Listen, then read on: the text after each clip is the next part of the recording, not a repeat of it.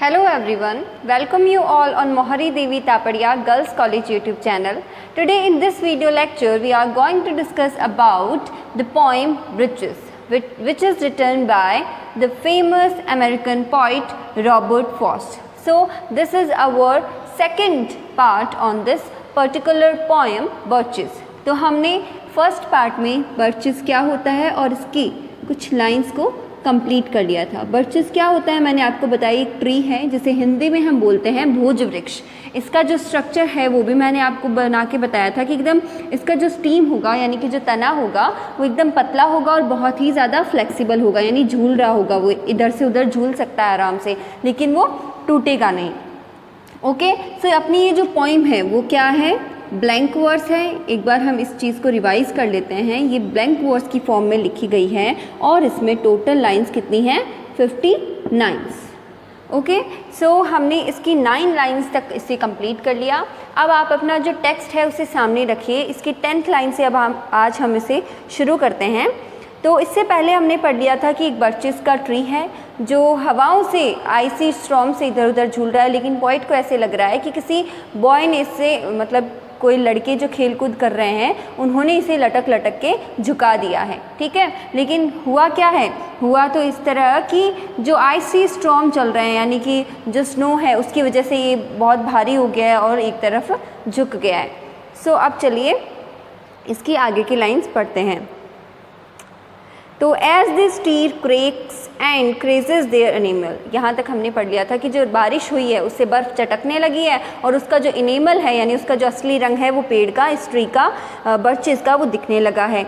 Soon the sun warmth makes them shed crystal shells। अब जो सन है वो धीरे धीरे और गर्मी लाएगा, यानी अब सनराइज़ होना शुरू हो गया है तो इससे वार्मनेस बढ़ेगी और sun's warmth makes them shed crystal shells, और इसके ऊपर जो परत जमी हुई थी ना, जो एक क्रिस्टल शेड जमी हुई थी, वो क्या होगी, धीरे धीरे इससे हट जाएगी। Shattering and avalanching on the snow crust such heaps of broken glass to sweep away.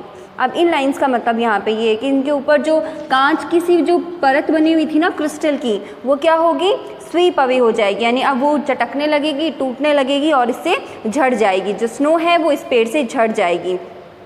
You would think the inner dome of heaven had fallen.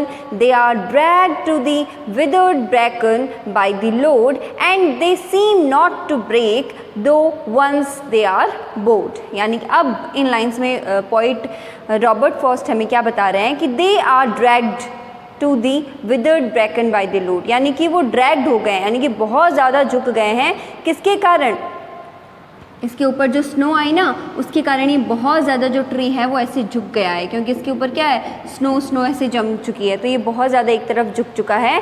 इसके ऊपर वाली जो लाइन है, you would think the inner dome of heaven had fall, यानी कि तुम तो सोचोगे कि ये हेवन की तरफ झुक रहा है। ठीक है ना, इसके ऊपर ऐसे भारीपन आ गया है, किसके वजह से, आइसी स्टॉर्म्स की वजह से, स्नो की वजह से। And they seem not to break, लेकिन ये ऐसा प्रतीत होता है कि टूटेगा नहीं, ये टूट नहीं सकता, बहुत ज़्यादा फ्लेक्सिबल ये ट्री है तो ये टूटेगा नहीं, टूट नहीं सकता। दो वंस दे आर बोर्ड, यानी इतना ज़्यादा झुक गया है फिर भी ये क्या है, टूटेगा नहीं।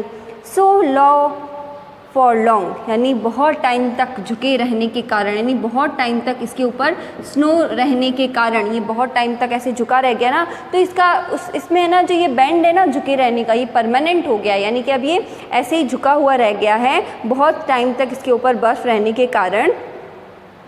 सो लॉ फॉर लॉन्ग, यानी बहुत लंबे समय तक। दे नेवर राइट देमसेल्फ, अब ये सीधा नहीं हो सकता, यानी अगर ये अपने आप अब सीधा होना चाहे ना तो ये नहीं हो सकता। क्यों, क्योंकि बहुत टाइम हो गया है, स्नो इसके ऊपर जब जम चुकी है तो बहुत टाइम से ये बेंड हो रखा है, तो इसकी जो संरचना है ना वही ऐसी हो चुकी है, तो अब ये सीधा नहीं हो सकता वापस अगर अपने आप होना चाहे तो। So long for long, they never right themselves. You may see their trunks arching in the woods. आप इनकी जो ट्रंक्स है, ट्रंक्स किन्हें बोलते हैं, जो शाखाएं हैं ना, इनको आप देख सकते हैं, जिसकी शाखाएं हैं आर्चिंग इन द वुड्स, वो क्या है, जंगलों की तरफ झुक चुकी है, यानी कि वो एक तरह से गुत्थम गुत्थ हो चुकी है। Years afterwards, trailing their leaves on the ground, और वो एकदम ज़मीन की इतनी ज़्यादा झुक चुकी है कि वो एकदम ज़मीन को छूने लगी है। उसकी जो ब्रांचेस है ना, जैसे ये ट्री है,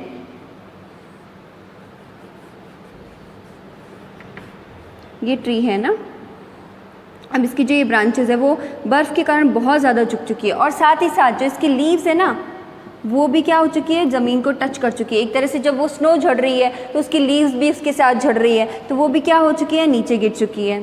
okay, leaves on the ground, यहाँ पे पॉइंट ने बताया ना लीव्स भी ग्राउंड पे गिर चुकी है। Like girls on hands and knees that throw their hairs. अब like girls on hands and knees, अब किसका बताया यहाँ पे, सिमिली का यूज़ किया है पॉइंट ने, लाइक गर्ल्स यानी उस ट्री को, जो भोज वृक्ष है, बर्चेस है, उसे एक सिमिलर बता दिया है एक गर्ल के जो अपने घुटनों तक अपने बालों को ऐसे नीचे करके फिर उन्हें ड्राई कर रही हो, सुखा रही हो। That throw their hair before them over their heads to dry in sun, यानी सन में उन हेयर्स को ड्राई करने के लिए वो घुटनों तक अपने बाल को ले आई है। इस तरह से ही वो जो ट्री है वो अपनी शाखाएं इतनी नीचे झुका चुका है उस सन के सामने।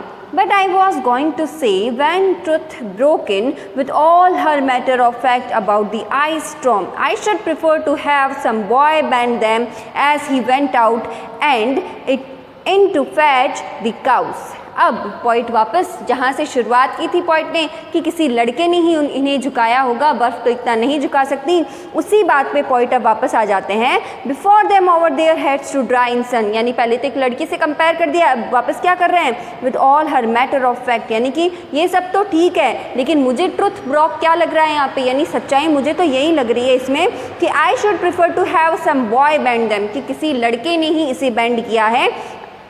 इसका मतलब कोई बच्चा खेल रहा होगा, उसने उसको झूलते हुए लटकते हुए इसको नीचे तक झुका दिया है। As he went out and in to fetch the cows, यानी जब वो लड़का किसको फेच करने का मतलब होता है चराने जा रहा होगा, यानी जब वो गायों को, तो कोई चरवाहा लड़का होगा जिसके पास कोई खेलने के लिए कंपेनियन नहीं होगा, तो वो यहाँ पे खेलते खेलते इस पेड़ के लटका होगा और ये पेड़ झुक गया होगा। ऐसा पॉइंट कह रहे हैं कि उनके अकॉर्डिंग तो ऐसा ही हुआ होगा, वरना जो आइस है, जो बर्फ़ है, वो किसी पेड़ को इतना नहीं झुका सकती।